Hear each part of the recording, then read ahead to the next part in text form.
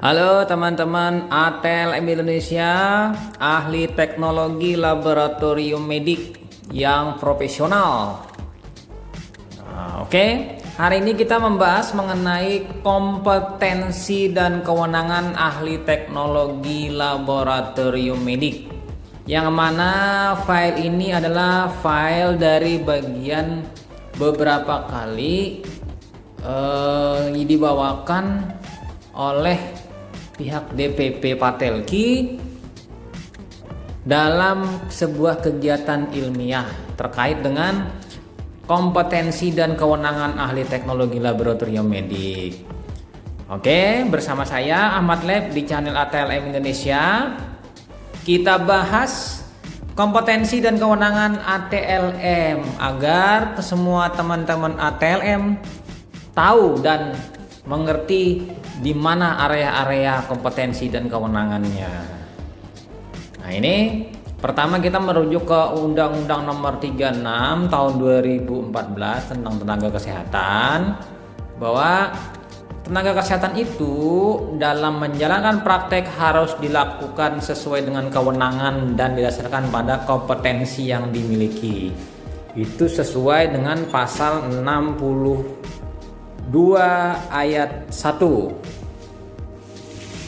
Nah, kemudian lagi kualifikasi tenaga di bidang kesehatan. Ini menurut Undang-Undang Nomor 36 Tahun 2014 pasal 9 dan 10. Pada prinsipnya dibagi dua bagian, yaitu yang dinamakan tenaga kesehatan adalah kualifikasi minimumnya D3 kesehatan, diploma 3. Kecuali tenaga medis. Tenaga medis itu dokter. Dokter tidak ada istilah yang namanya diploma. Yang ada kedokteran itu profesi ke atas.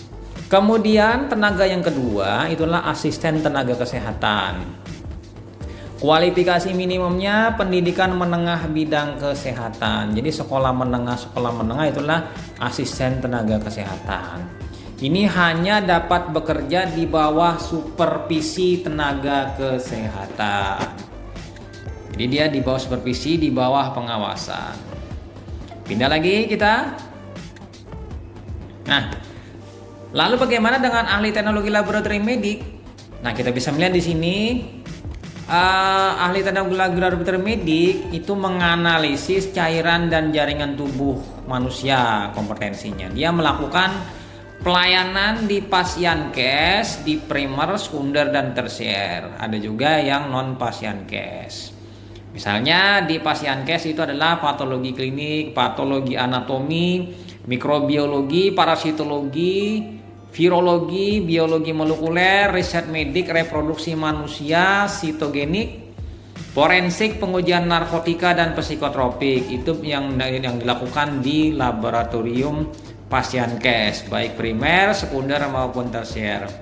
Sementara analisis cairan dari jaringan tubuh manusia itu ada di kimia klinik, hematologi, imunologi, mikrobiologi, diagnostik molekuler, biologi kedokteran, sitohistoteknologi, dan toksikologi klinik.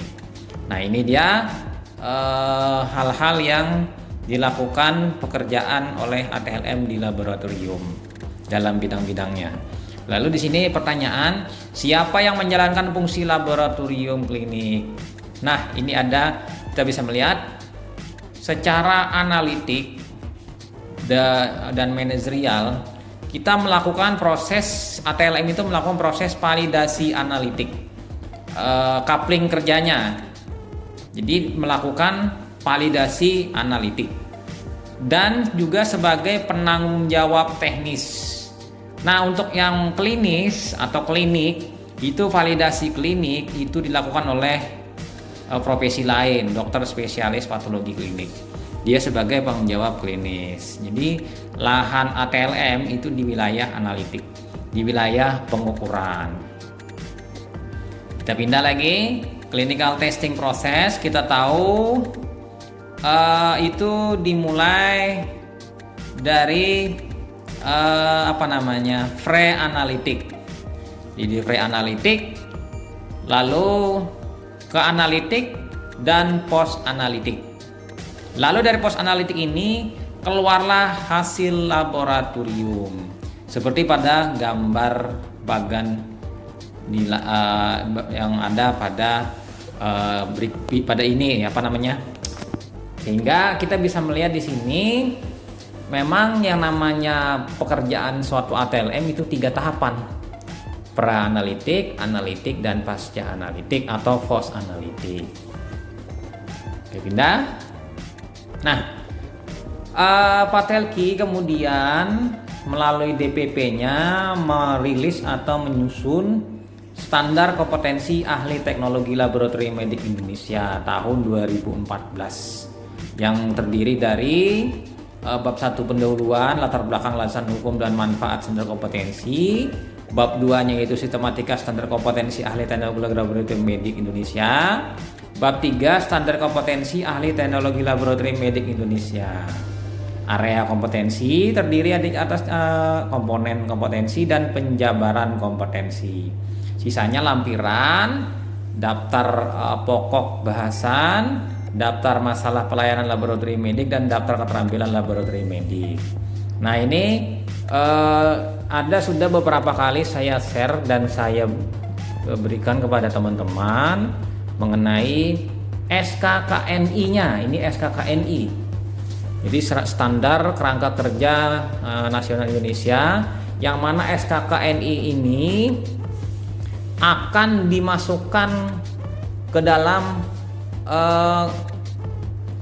peraturan Menteri Tenaga Kerja dan diterbitkan dalam satu kesatuan ketenaga kerjaan. Nanti teman-teman tinggal mencari di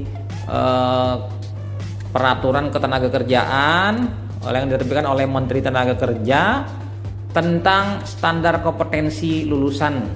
Di sana sudah include masuk ATLM. Kita pindah. Standar kompetensi. Nah, kita tahu standar kompetensi itu standar kompetensi lulusan itu kalau kita melihat komponen-komponennya ada standar pelayanan, ada continuous professional development, ini CPD online. CPD artinya di sini setiap OP melakukan meminta kepada setiap anggota untuk mengabsen atau melaporkan apa saja pengembangan karir dia selama beberapa tahun, misalnya 5 tahun untuk perpanjangan STR melalui CPD. Misalnya pelatihan, seminar, workshop, kemudian kegiatan-kegiatan ilmiah lainnya yang dihitung dalam angka kredit. Standar pelayanan itu pelayanan yang dibuat di tempat lahan kerjanya. Kemudian untuk kurikulum pendidikan juga penting, sehingga meminta atau memaksa suatu standar pendidikan kurikulum untuk disusun dan dievaluasi. Nah, di sini ada AIPTAKI atau AIPTELMI yang melakukan proses standar kurikulum pendidikan.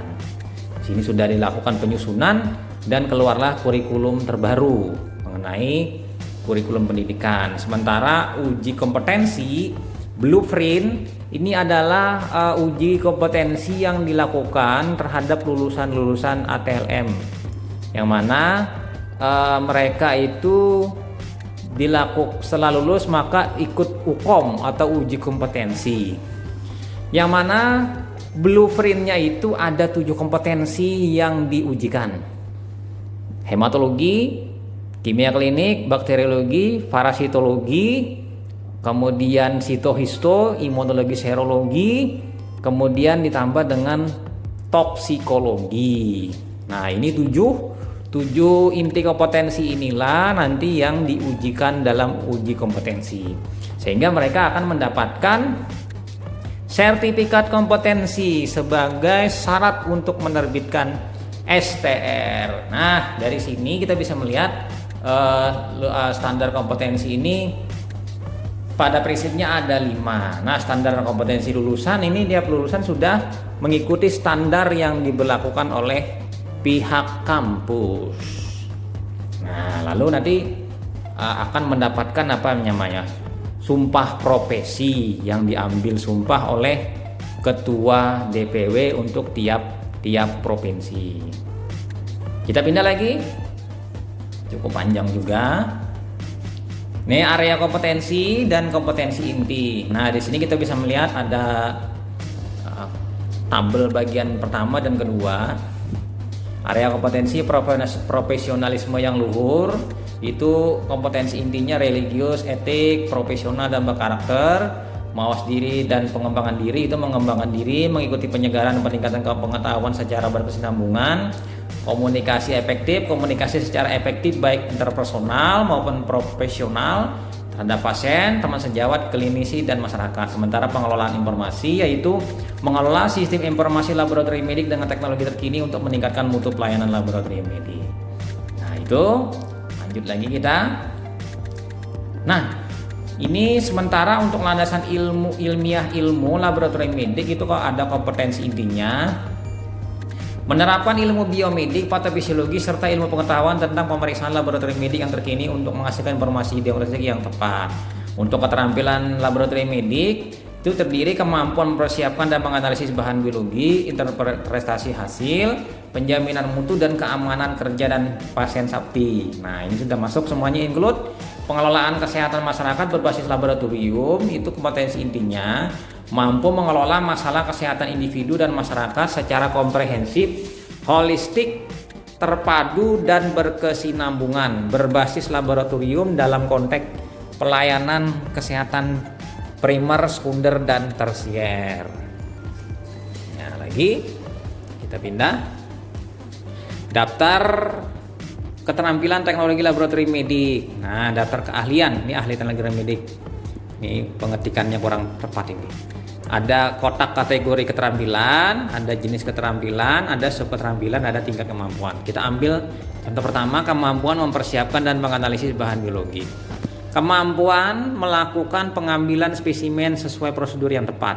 Keterampilannya misalnya pengambilan darah vena, tingkat kemampuannya 4. Sementara pengambilan darah kapiler, tingkat kemampuannya 4 juga. Pengambilan darah arteri itu 2. Nah, kita bisa melihat di sini nilainya 4 itu berarti dia melakukan pengambilan secara mandiri dan kompetensinya penuh. Artinya dia mampu melakukan sendiri tanpa ada di bawah supervisi. Kalau di bawah supervisi nanti tingkat kemampuannya 3. Kalau tingkat kemampuannya 2 berarti dia hanya tahu mengenai problem solving, teori-teorinya, praktek simulasinya dan problem reasoningnya. Jadi artinya apa? Kalau pengambilan darah arteri ini tingkat kemampuan 2 berarti dia tidak boleh melakukan pengambilan darah arteri. Nah, jadi tidak boleh. Kalau melakukan berarti keluar dari standar kompetensi. Artinya keluar dari daftar keterampilan. Akibatnya apa? Ya malpraktek nanti mungkin larinya. Nah, sekarang yang kedua, kemampuan interpretasi hasil, itu hubungan antara hasil pengujian, diagnosis, informasi klinis dan terapi berdasarkan nilai rujukan, nilai kritis, keterbatasan metode, hasil yang tidak mungkin, kondisi klinis dan hasil pengujian lainnya, itu tingkat kemampuannya 3. Sementara penggabungan antara hasil pengujian dengan kriteria pengendalian mutu internal itu 3 juga. Investigasi terhadap hasil yang dilajim juga 3. Berarti ini 3 ini di bawah supervisi. Kita pindah. Nah, ini berdasarkan pendidikan, ternyata ATLM itu ada beberapa tingkatan. Kita bisa melihat tingkatan yang paling terendah adalah diploma 3 TLM. Ini adalah pendidikan vokasi. Vokasi ini warnanya oranye coklat. Vokasi ini ciri khasnya adalah diploma 3 dan diploma 4. Jadi terbagi lagi, tingkatan kedua adalah S1 TLM dan D4 TLM. Terbagi yang mana S1 TLM ini adalah pendidikan akademik. Jadi pendidikannya sifatnya itu adalah sarjana, kesarjanaan penuh. Beda dengan D4 yang mana sarjana terapan, sarjana sains terapan. Nah, sekarang yang level 3 magister atau S2 biomedik. Nah, dengan magister terapan TLM. ini jadi ada dua. Memang murni resmi magister biomedik S2-nya atau magister terapan TLM. Jadi nanti dia setara nanti dengan diploma 4 karena sama-sama terapan, tapi dia pendidikannya pendidikan terapan. Kalau yang ini kan pendidikannya vokasi. Nah, yang paling terakhir itu derajat paling tertinggi adalah doktor atau S3 biomedik. Biomedik yang arahnya mengarah ke laboratorium medik. Nah, itu. Jadi di sini jenjangnya kita bisa melihat ada 4 jenjang. 1 2 3 4. D3, D4 S1, S2 terapan dengan S3. Kita pindah lagi teman-teman. Nah, profil ATLM. Nah, profil ATLM itu berdasarkan KKNI. Jenjangnya itu ada SMK, D3, D4, MT. Levelnya SMK asisten, D3 ahli media, D4 ahli, MT ahli utama. Untuk profil dia administrator lab. Kalau SMK, kalau D3 teknisi flebotomi, teknisi lab medik, verifikator, pelaksana promosi, asisten peneliti. Sementara yang D4 ahli itu supervisor, teknisi ahli lab medik, validator, evaluator promosi, asisten peneliti, instruktur. Sementara yang MT ahli utama itu adalah seorang manajer, ahli lab medik, konsultan, inovator, peneliti, dan pendidik. Ini ada profil jenjangnya. Kita melihat di sini ada 4 jenjang. Kita pindah lagi. Nah, berdasarkan itu kita bisa melihat, kita bagi di sini. Kita lihat ada mulai dari lingkaran warna kuning, administrasi, asisten teknisi lab medik, plebotomis, teknisi medical teknologi, supervisor, manajer, dan konsultan analitik. Lalu klinikal patologi, patologi anatomi, klinikal mikrobiologi. Nah, ini mulai dari SMK, D3, D4, MT. Di sini ada jenjangnya berurutan dari bawah ke atas. Mulai dari asisten teknisi, teknisi biasa, teknisi ahli, kemudian ahli manajer. Jadi dia berfungsi sebagai administrator, verifikator, validator, dan konsultan. Ini jenjang-jenjang dari TLM. Kita pindah ke jenjang karir profesional. Jenjang karir, kalau kita melihat di sini mulai pendidikan, kategori, titel, level titel atau level jabatan fungsional. SMAK atau SMK itu adalah kategorinya asisten. Dia levelnya berada di administrator. Sementara D3 ahli media itu adalah teknisi atau verifikator. ATLM AM1 ahli media 1. Kemudian nanti dia sebagai PLK terampil.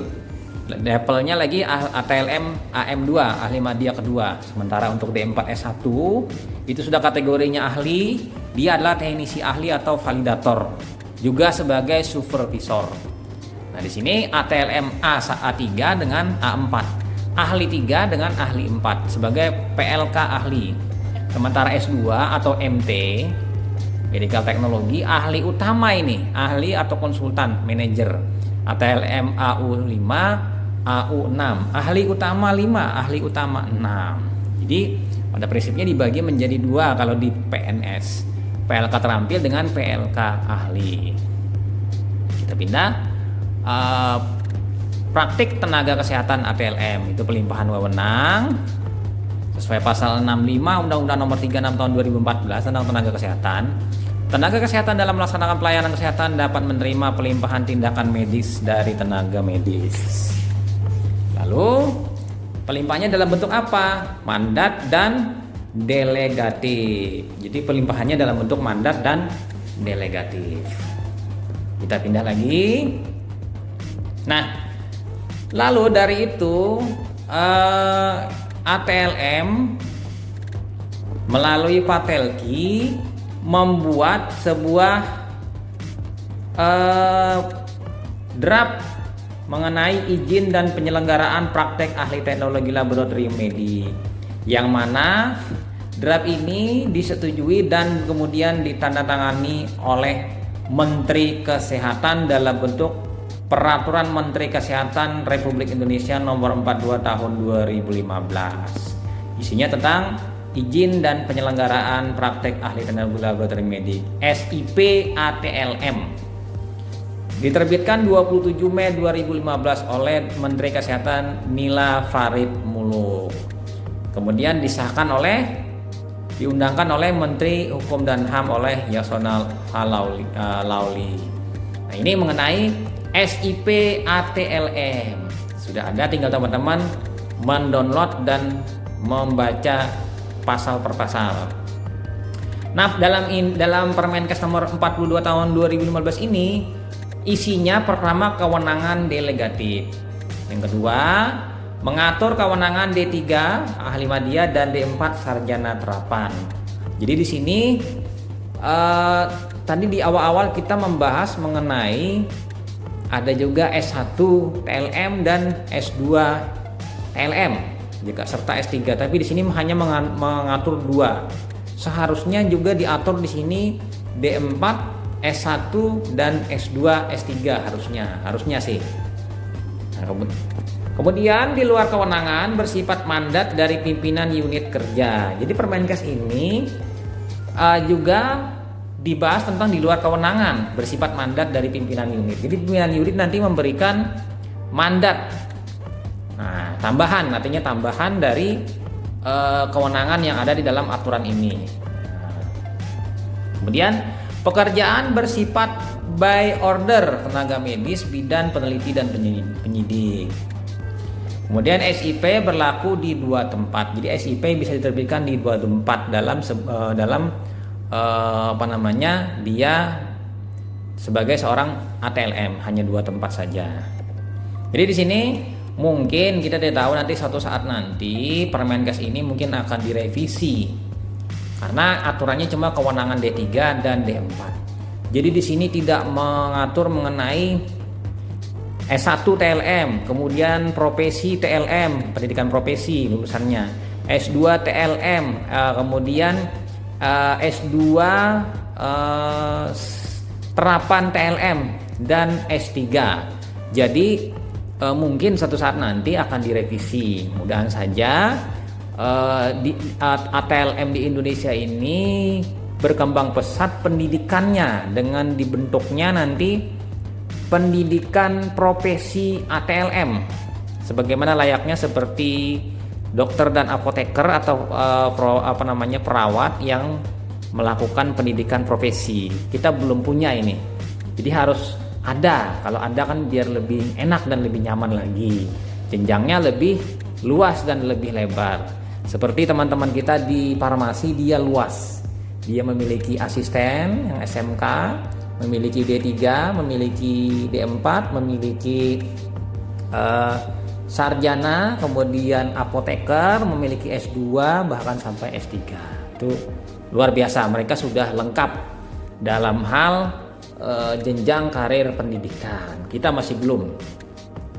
Lanjut lagi kita kewenangan ATLM. Nah, ini ada kewenangannya terbagi menjadi 3. Yang warna oranye kecoklatan ini adalah asisten SMK. Itu kita bisa melihat kewenangannya. Kemudian ahli media itu D3. Itu yang di tengah. Kemudian yang di ujung sebelah kiri kanan itu adalah sarjana terapan D4. Kita bisa melihat di sini dan tidak ada aturan atau mengatur mengenai S1 TLM, kemudian profesi TLM, S2 TLM, S2 Sains Magister Terapan TLM dan S3. Jadi di sini aturannya cuma 3 ini. Nah, kita melihat lagi. Nah, ini lagi kewenangannya di selanjutnya.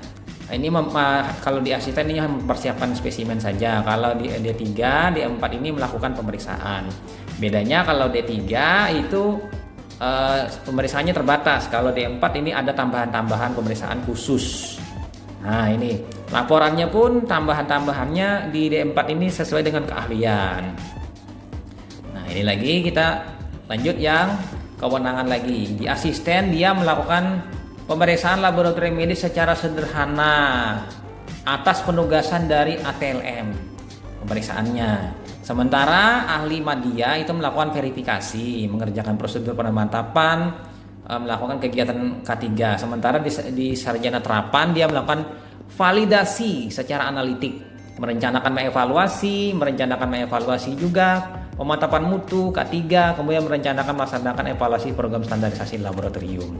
Jadi pekerjaannya lebih banyak di sarjana terapan dan sifatnya merencanakan, mengevaluasi, menindaklanjuti sifatnya. Kemudian kita lihat kewenangan ATLM, ada ahli media D3 dan sarjana terapan D4. Itu menilai normal tidaknya hasil pemeriksaan untuk dikonsultasikan kepada yang berwenang. Kalau si ahli media memberikan informasi hasil pemeriksaan laboratorium secara analitis kepada pasien atau klien. Kalau di sarjana terapan membantu klinisi dalam pemanfaatan data lab secara efektif dan efisien, memberikan informasi secara analitik hasil pemeriksaan laboratorium khusus dan canggih. Kemudian merencanakan, melaksanakan, mengatur dan evaluasi kegiatan laboratorium, membimbing dan membina ahli media TLM dalam bidang teknis kelaboratoriuman. Dia juga sebagai pembimbing bagi diploma 3 ATLM. Nah, ini untuk si sarjana terapan. Nah, kita pindah ke sertifikasi, registrasi, dan lisensi, yang mana 3 ini saling keterkaitan. Dimulai dari seorang ATLM itu kuliah. Setelah kuliah, dia lulus program pendidikan selama 3 tahun atau 4 tahun sesuai dengan ijazahnya D3 atau D4. Lalu dia uji kompetensi. Setelah uji kompetensi, luluslah dia, dapatlah Serkom, sertifikat kompetensi plus ijazah. Jadi 2 buah ini sebagai modal untuk registrasi STR. Walaupun di sini dia disebutkan juga tambahan lagi 1, yaitu sumpah profesi. Nah, lalu dari situ dan dia bisa dari STR nanti dia akan minta terbitkan lagi lisensi berupa SIP ATLM, surat izin praktek. Syarat utama SIP itu adalah harus ada STR. Lalu dari situ dia bisa juga sertifikasi internasional kalau dia ingin bekerja di luar negeri, berlaku hampir di 30 negara dunia. Jadi di sini nanti General Certification Medical Laboratory Scientist, Medical Laboratory Technician MLS dan MLT, Spesialis Certification dan Diplomat Certification. Ini untuk sertifikasi internasional. Tapi kalau dia hanya untuk kerja lokal saja di Indonesia, dia sertifikasi keahlian khusus. Apa saja?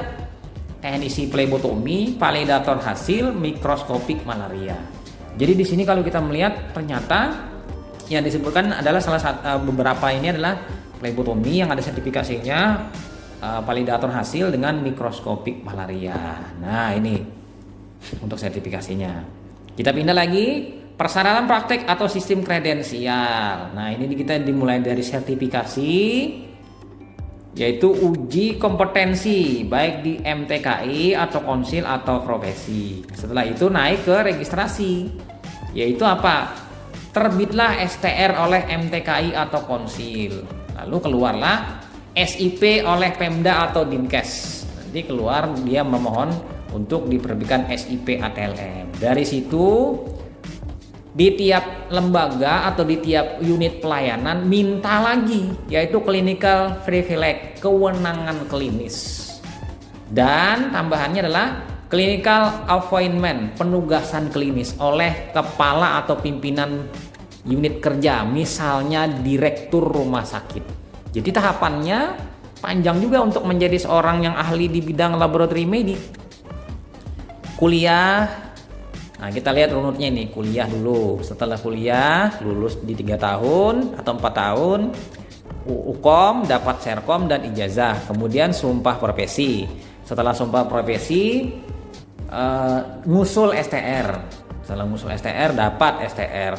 Kerja diterima orang karena syaratnya STR. Setelah dapat kerja, mendaftar ke Pemda atau ke Dinas Kesehatan untuk minta surat izin praktek SIP. Setelah dapat SIP, lalu dia dikredensial oleh pihak unit kerja, misalnya rumah sakit, oleh tim kredensial untuk mendapatkan kewenangan klinis dan penugasan klinis. Nah, ini jadi panjang juga dia anunya. Pindah lagi kita. Ahli teknologi laboratorium medik, tahapannya seperti ini kalau kita melihat hierarkinya. Jadi dia verifikasi ijazah oleh PT dulu, ijazahnya, kemudian di kredensial, lalu dari kredensial surat rincian penugasan klinis, penilaian kinerja. Nanti setelah berapa tahun, 3 tahun, dia ngajukan rekredensial untuk naik tingkat atau proses lain, misalnya pemulihan atau dia menambah kewenangan klinis, diproses dengan rekredensial. Nah, itu mengenai kredensial. Oke, teman-teman, itu saja materi mengenai standar dan kompetensi ahli teknologi laboratorium medik. Sekian dan terima kasih. Di sini ada kata-kata, aku bukanlah orang hebat, tapi aku mau belajar dari orang hebat. Aku adalah orang biasa, tapi aku ingin menjadi orang yang luar biasa. Dan aku bukanlah orang yang istimewa, tapi aku ingin menghasilkan sesuatu yang istimewa untuk bangsaku. Nah, ini sebuah falsafah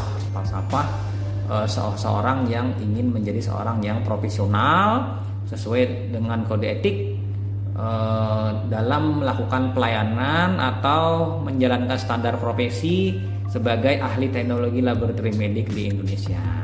Nah, itu saja teman-teman, saya Ahmad Lab pamit, semoga bermanfaat bagi teman-teman. Sampai jumpa di video-video selanjutnya. Bye.